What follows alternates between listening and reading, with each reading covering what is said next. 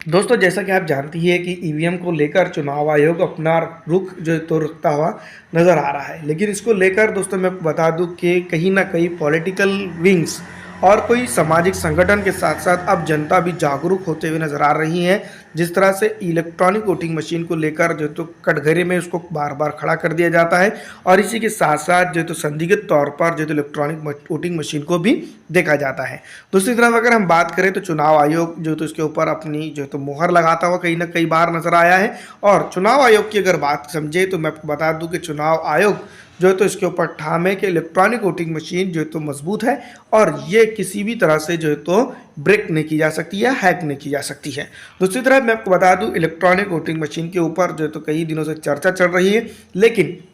खास करके मैं आपको बता दूं इसके ऊपर जो तो चर्चा ने जब सबसे ज़्यादा तूल पकड़ा, जब दोस्तों मैं आपको बता दूं कि 2020 के चुनाव के अंदर जो तकरीबन 19-20 के चुनाव के बाद से जो है तो इसके ऊपर जो है तो संदिग्ध तौर पे देखा जा रहा था। आरजेडी की बात अगर करें, जब बिहार के अंदर विधानसभा चुनाव हो रहे थे तब भी जो तो इलेक्ट्रॉनिक वोटिंग मशीन को लेकर काफ़ी चर्चा हुई थी, और उनके 20 से 22 विधायकों को जो तो बताती थी कि नज़दीक नज़दीक आने के बावजूद भी जो तो इलेक्ट्रॉनिक वोटिंग मशीन ने हरा दिया। शुरुआत में जो तो भारतीय जनता पार्टी के सामने आरजेडी ने वहां पर बढ़त हासिल कर ली थी, लेकिन बाद में जो तो धीरे धीरे तौर पर ईवीएम अपना रंग दिखाने लगा, और उसके बाद जो तो भारतीय जनता पार्टी और नीतीश कुमार की जनता दल यूनाइटेड जीत गई थी। इस तरह से उस वक्त से ये मामला शुरू हुआ। लेकिन अब दोस्तों मैं आपको बता दूं कि 5 राज्यों के चुनावी नतीजों के बाद इलेक्ट्रॉनिक वोटिंग मशीन को लेकर बड़ा सवाल और बड़ा बवाल शुरू हो चुका है। इलेक्ट्रॉनिक वोटिंग मशीन को लेकर लगातार जो तो सवाल उठते खड़े कर नजर आ रहे हैं, और इसको लेकर जो तो सीधी तौर पर चुनाव आयोग अपनी बात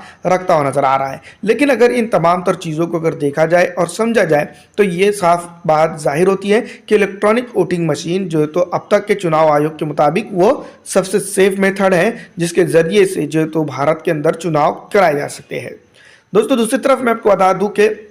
सुप्रीम कोर्ट के वकील हो या दिग्विजय सिंह हो जो भारतीय राष्ट्रीय कांग्रेस पार्टी के नेता है, उस दूसरी तरफ मैं आपको बता दूं कि जो तो समाजवादी पार्टी के स्वामी प्रसाद मौर्य जिन्होंने जो तो इलेक्ट्रॉनिक वोटिंग मशीन के ऊपर सवाल खड़े किए हैं। दूसरी तरफ मैं आपको बता दूं कि शुरुआत से ही अरविंद केजरीवाल की पार्टी आम आदमी पार्टी जो है तो इलेक्ट्रॉनिक वोटिंग मशीन के ऊपर लगातार बड़े सवाल और तीखे हमले करते आई है। दूसरी तरफ दोस्तों मैं आपको बता दूं कि इतना ही नहीं बल्कि इलेक्ट्रॉनिक वोटिंग मशीन का डेमो उन्होंने दिल्ली की पार्लियामेंट के अंदर कि विधानसभा के अंदर भी दिया था। इसके बाद दोस्तों मैं आपको बता दूं कि इलेक्ट्रॉनिक वोटिंग मशीन को बैन करने के जो तो कई सवालात खड़े हुए। लेकिन लगातार दोस्तों मैं आपको बता दूं कि जिसके बीच में जो तो चुनाव आयोग इसको लगातार मजबूती में या फिर लगातार ये बात कहता हुआ नजर आता है कि उसको हैक नहीं किया जा सकता है, और वो अगर देखा जाए तो टेक्निकल रूप में काफ़ी मजबूत है। दूसरी तरफ अगर हम बात करें तो महमूद प्रचार जो एडवोकेट है, नाम में थोड़ी बहुत ऊपर नीचे हो सकती है, लेकिन तो दोस्तों मैं आपको बता दूं सुप्रीम कोर्ट के ये वकील है, और उन्होंने सीधी तौर पर ये बात कही है कि इलेक्ट्रॉनिक वोटिंग मशीन में जो तो गड़बड़ हो सकती है, और जो है तो ये लगातार कई बार जो है तो सामने आया है कि इलेक्ट्रॉनिक वोटिंग मशीन जो है तो पूरी तरह से सेफ नहीं है, क्योंकि ये डिवाइस है और इस डिवाइस को भी हैक किया जा सकता है जिस तरह से दूसरे इलेक्ट्रॉनिक चीज़ें हैक की जा सकती है। यहाँ तक उन्होंने उनकी एक स्पीच के अंदर उन्होंने यहाँ तक कह दिया है कि इलेक्ट्रॉनिक वोटिंग मशीन के पुर्जे जो है तो मैं आपको बता दूं कि वो इजराइल से मैन्युफैक्चर होकर आते हैं। जिस तरह से पेगासस एक जो है तो डिवाइस जो तो सॉफ्टवेयर है जिसके ज़रिए जो तो हम जो तो किसी के ऊपर जो तो वॉच रख सकते हैं, उसी तरह से तो इसका भी हैकिंग होना मुमकिन है। दोस्तों मैं आपको बता दूं कि इसी ज़िमन में उन्होंने 5 तारीख को एक आंदोलन भी किया था। उसके बाद मैं आपको बता दूं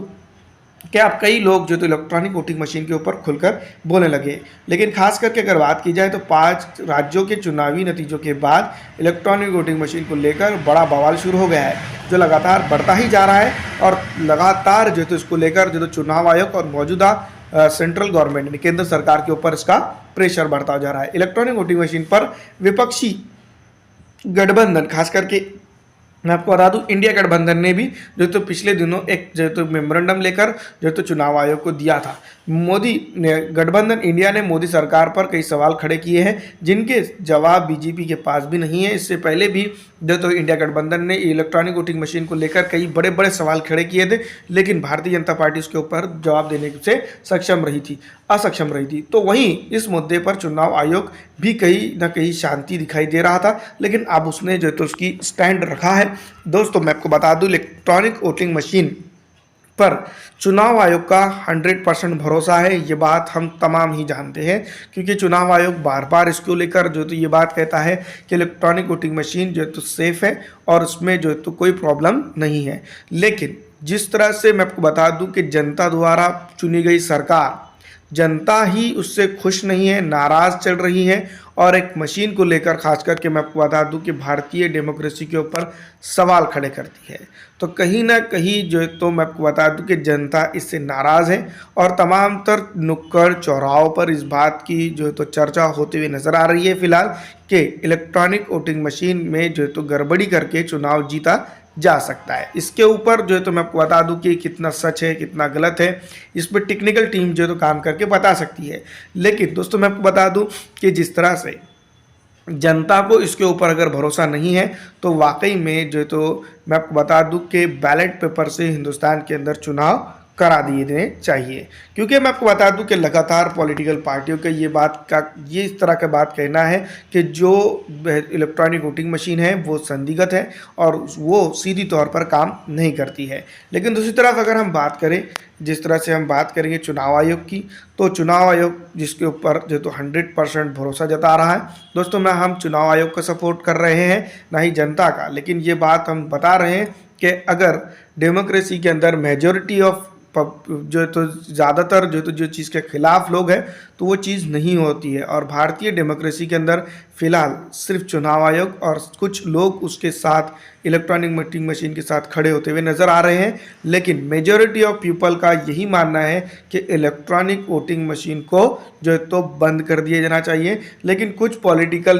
थिंक टैंकर और वरिष्ठ पत्रकारों का ये भी मानना है कि इलेक्ट्रॉनिक वोटिंग मशीन का फ़िलहाल जो तो गरमाना सिर्फ इस बात की गवाही देता है कि आने वाले दिनों के अंदर लोकसभा चुनाव भारत के अंदर होने वाले हैं, और उसको लेकर दोस्तों ये इस तरह की हवाएं पैदा की जा रही हैं कि इलेक्ट्रॉनिक वोटिंग मशीन के ज़रिए सत्तारूढ़ पार्टी जो है तो घोल घपाटे और घपले करके सत्ता में आती है। तो इसके ऊपर दोस्तों ये जो वरिष्ठ पत्रकार हैं जिस तरह से संदिग्ध सवाल खड़े कर रहे हैं, तो कहीं ना कहीं इलेक्ट्रॉनिक वोटिंग मशीन को बैन करने वाले आंदोलन की जो तो इसमें हवा निकल जाती है। लेकिन दोस्तों मैं आपको बता दूं कि सुप्रीम कोर्ट और तमाम तरह अलग अलग जगहों पर जो तो इसके ऊपर याचिकाएं भी दायर की गई हैं, लेकिन अब तक के जो तो इसके खिलाफ या फिर दोस्तों मैं आपको बता दूं कि इलेक्ट्रॉनिक वोटिंग मशीन को बंद नहीं किया जा सका है। दूसरी तरफ मैं आपको बता दूं कि इलेक्ट्रॉनिक वोटिंग मशीन को लेकर अगर पूरा हिंदुस्तान